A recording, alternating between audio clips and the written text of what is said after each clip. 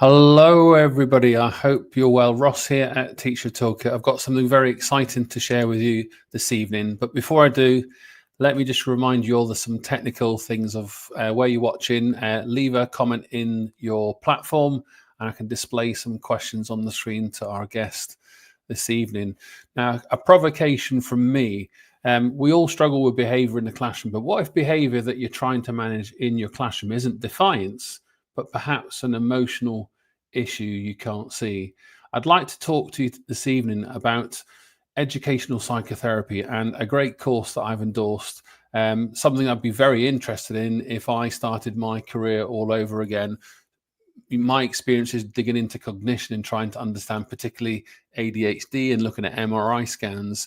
There's a fascinating world out there for different specialisms. So educational psychotherapy, we're going to explore what it is, and I've got a course for people that are interested in finding out a little bit more. I'm going to introduce you to Katrina Dickinson, who's the business director, who's going to explain a little bit more about what it is and some of the courses that are available to people that are interested. Before I do all that, in your commentary, whether you're watching on YouTube, Twitter, Facebook, or LinkedIn, could you just say hello for me in the chat box? Where are you watching from? And I'll give your town, your school, or whatever it is, a shout out here. How is it going in the school year? It's almost the end of term. I think I've got another 4 weeks to go. I've discovered one school recently I've been working with got another extra week more than others. So quite a long way to go. Sports day for some people. How is it going? How is the weather?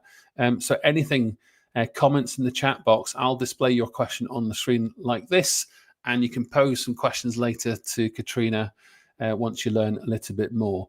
So whilst you're all warming up with those comments, I will bring in Katrina shortly to introduce yourself. We've got, I think it's Raskia watching from India. So that's fantastic. Always great to get people watching internationally too. So thank you for joining us.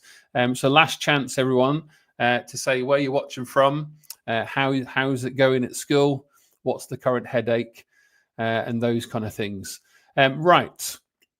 Let me introduce you to Katrina. Now, Katrina is the business director of Kaspari Foundation. She's going to explain a little bit more about this and her background and why she's passionate about this particular course. So I'm going to get my slides off the screen, and in comes Katrina. Here we go. Hi, Katrina. Hi, everyone. Could you introduce yourself, Katrina, to everybody and tell us a little bit about yourself? Absolutely. So I'm Katrina. I'm business director at the Kaspari Foundation. I've been working here for about a year and a half now. And I joined to bring my expertise in business management and marketing to Kaspari Foundation. And I work alongside a small team of psychotherapists to basically help every child experience the joy of learning is what we're trying to do. And we provide one-to-one educational psychotherapy services for children and young people. And we also train adults to become educational psychotherapists. So I guess the big question is, what is educational psychotherapy, for want of maybe a definition and those kind of things? So could you help us? If I bring the slides up here that we've prepared, I pop Absolutely. So there. It's a highly specialized intervention, and it basically combines education and therapy and puts them together. And it helps to break down those emotional barriers that children might have to learning. So we help children understand their relationship with learning. We help children become more confident, and we help them be able to articulate themselves with how they're feeling. And we also look at their relationship with others to do with learning. So look at their relationship with teachers, with their peers. So if I give an example, you might have a child that is having some issues with learning and their best friend next to them is picking up really quickly. And they're questioning, why is that happening? Why can I not learn at the same level to them? And that might build a level of resentment that they are unconscious of. And that might present itself in different types of behavior, such as being the class clown, disruptive, maybe running out of class. And so we, with our intervention, helps get to the bottom of that behavior, understand what's happening underneath, what's happening in your life to try and understand the emotions behind that behavior. with the ultimate aim of helping you to reconnect with school, understand yourself, and re-engage with learning again.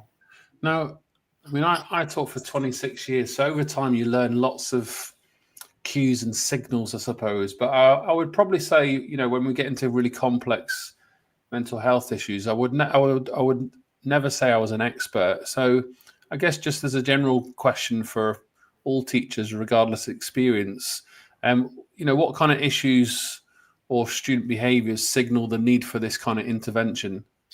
Yeah, so with student behaviour, we kind of look at it on a spectrum of whether it's acting out or acting in. And with acting out, we're looking at those kind of behaviours that are really resistant to learning, maybe argumentative with the teacher, could be triggered by a lack of confidence, could be emotional outbursts. And that's your acting out. That's triggering your flight or fight response mode. And then you've got your acting in, which is being really withdrawn, maybe not putting your hand up as much, being a lot quieter than usual, trying to please, but not really realizing your full potential. And that's your freeze mode. So those are some of the behaviors that you could look at that could think there's a little bit more going on behind that behavior. And could you maybe walk me through what a teacher might experience in, if we did this training, what might they experience in, training to be an educational psychotherapist? How demanding is it, alongside, many years ago when I did my master's degree, it was exhausting. Teaching's exhausting, but doing an extra course in the evening is also exhausting. But this is long before the years of webinar technology that we have today. So talk us through what that might be like for today's teachers. Absolutely. So we've got two courses that we do. So we do a certificate in therapeutic training, which is a 1-year course. And then we've got the advanced diploma in educational psychotherapy, which is 4 years. And the first year of the advanced diploma is exactly the same as certificate. So in year 1, it is online. It's Thursday evenings from 5:45 to 9 o'clock. You'll do 2 online sessions. And then there's also a few Saturdays throughout. And then in years 2 to 4, it's a stipulation of our accrediting body that you've got to come into the office. Right. So we've got a training venue in Archway in London. And it's exactly the same, 5:45 to 9 p.m. You'll do 2 sessions. But within that, we do a mix of, there'll be some theory, there'll be some reflection group on work discussions. So you'll bring what you've done perhaps in your work day into the discussion to be able to give it a practical level. And also in years 2 to 4, you'll also do a placement. So it does need a bit of conversation with your school to be able to have some time to do a placement year as well. Right. So there's quite a unpicking for people to think about their own circumstances. What kind of opportunities does educational psychotherapy open up in terms of maybe future career paths, things like that? Absolutely. So if you want to pop on the slide, let's go. On that. So there are quite a few different things you could do. So you could become an educational psychotherapist full time. You could start your own business, set up your own practice. You could work with the NHS in their CAMS services. There are supervision opportunities. You could even become a teacher for Caspari and teach on the course. So there's quite a few variations of what you could do with this kind of qualification. I guess it also includes, people that maybe aren't the special needs coordinator in the school. It might take them on that path also in their school also. And absolutely, you might get 1 or 2 schools out there that'd be willing to partially fund or fully fund the training, I suppose. You can, and we do have students every year that come where their school either fully funds it or partially funds it, believe it or not. Right. Now, I skipped this slide. Is it worth just exploring what's on here? This is kind of looking at this is a real holistic approach. So we don't just work with the child or young person. We also work with the teacher. We work with the parents. So we give lots of feedback. And especially with the teacher, looking at different ways of how they can better support that child. So really then you're looking at how it can benefit the whole school. So if you've got different methods of how to support children who might have challenges with learning, it's bettering that community as a whole rather than just the child and young person and themselves. Cool. Now, I should mention everyone that's watching. So we've got a large number of followers watching online. The QR code that you see in the top right-hand corner, that will take you to a landing page that I've helped build with Caspari on their website, where you can just leave some details, get in touch with Katrina, and she'll follow up after this call and give you some more information for those that are interested.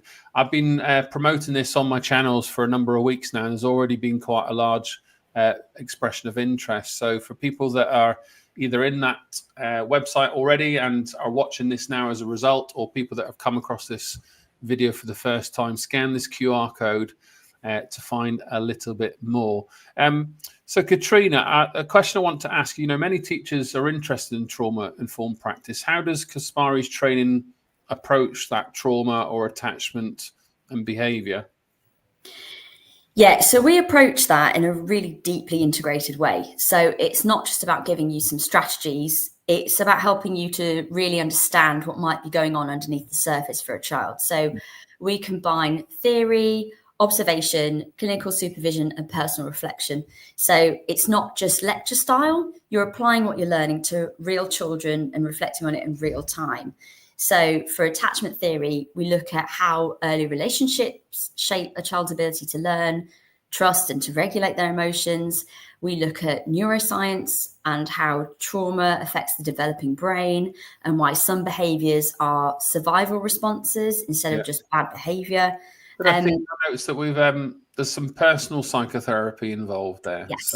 So what would that include? And obviously people, if it's in a group or private, I guess there's a kind of some rules established about what you want to share or what you don't want to share, those kind of things. So in personal psychotherapy, that is private, and that is put in place. That's actually recommended by our accreditors as well, because there's a couple of reasons. One is to get a really good understanding of yourself in order to be able to help someone else work through their feelings. You've got to be able to understand your own. But another is that becoming a therapist is a really emotional role. So you're going to be listening to potentially really difficult and harrowing experiences of children, and that could be triggering for you. Yeah. And you might have to work through that as well and also get another understanding. So I'm assuming people that attend this course will be coached on how to develop that skill set too. Yeah. All right. So it sounds fascinating. I guess I'm just going to open it up to people watching. Here's your chance to ask some questions where I can put them on the screen for Katrina to respond to. I guess my next question, Katrina, would be, what makes educational psychotherapy really powerful? If it's delivered in schools, rather than externally, I suppose. How would you respond to that? I think the benefits of the schools, it's in a really familiar setting. So hopefully the child is going to feel more comfortable. It enables greater collaboration between the parents and the teachers. It avoids long waiting times with CAMs, for example. And it tries to break down that stigma of going to therapy. It comes a bit more like your routine, just going into a different room in the school rather than having it be a complete different experience. Now, let me bring the slides back in here. So I'm just making sure we've covered everything. I just want to pop back to this careers slide. Now, you've got lots of possibilities there. Maybe just an ad lib question I've just thought of. What kind of trends do you see from people attending the course? Where do they? Is there any kind of specific route most people go to, or is it a bit of all of this? I think it's a bit of all, but a lot kind of set themselves up as consultants or starting their own. Right. And then get involved with us with the Adoption Support Fund work. So that will be working with adopted children and is funded through government. So it's a slightly different route through, but we see a lot of people that do that. Okay, and I've got a couple of slides here. So I was just going to pick your brains about, if there's a teacher here just, interested in, finding out a little bit more. What's the kind of first small step they could take? You've got the QR code on the screen. We've got a slide here. I think there's the course details explained. So first step, I'd head to our website, caspari.org.uk. You can download some brochures on there on our courses, have a read, see if it's interesting. You could sign up to our newsletter or sign up for more information on the Teacher Toolkit landing page. And then get in touch with us, have a chat. We'd love to just talk to you for 5 minutes. We could even set you up with another student so you can chat to them about what it's really like studying alongside being a teacher. So that would be my initial recommendation. Have a little bit of research on the website and have a chat if you feel like you want to find out a bit more. Great. So the QR code, everyone, will take you to the website. You can find out a little bit more. And then we've got some help for people that want to try and maybe get some support for the fund in the course. What would you recommend they do first, in this order or all of these things? Oh, interesting. No, I wouldn't necessarily do it in this order, actually. First things first, I'd probably talk to your employer, because you never know what they might say. So see if they might be interested in helping to fund your course. Next, I'd probably look into grants. So Turn to Us is a really good grant search tool, and it will give you fill in a few details, and it will show you if there are any grants available in your area or in your profession that you can go for. I've not heard of that one. I think I'll give that one a go. Note it down. We also offer payment plans, so I do appreciate it is a spread it cost. out, make it easier. Great. Spread out across the year. We can easily talk about that. And then if you're accepted onto the course, because you have to apply, the UKCP will, you could potentially apply for a student bursary there, but you have to be on the course before. Right. Okay. I think spreading it out makes it really affordable, and you know that initial cost, which I think we've got on this slide, it could be off-putting, but spreading it out throughout the year, much better. With employers' permission and those weekends and evening commitments, I guess it makes it a lot more of a possibility for lots of people. Is there anything I've missed, Katrina, in terms of things that you'd need to convey? I think you've hit everything there. Okay. Right. So it's over to you, everybody. We were only going to pop on here just for a very quick chat. Let me just go through these key slides again. That's a simple definition of what educational psychotherapy is. Most teachers in the profession would have had some experience with some external or internal expertise in some of their skills in some shape or form across England. We talked about who benefits. We all know about wrapping the child around.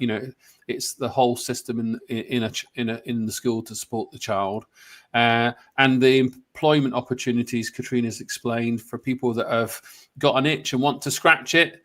Might have been teaching a long time, seen lots of changes in behaviour, particularly post-pandemic, and all these attendance headaches emerging. Here's a possibility where you can get into taking your knowledge one step further and helping fix that problem back in your own school. So other than that, I think it might just be time for, if no one's got any other questions online, we're going to wrap things up and say goodbye. So I'll put my comment there. I'll just say thank you to Raski in India for watching, and Asmia in Huddersfield for watching too. There's a good number of you also lurking behind the scenes very quietly. But other than that, if you have no further questions, you can watch this video back on YouTube or on other of the channels that you're already watching.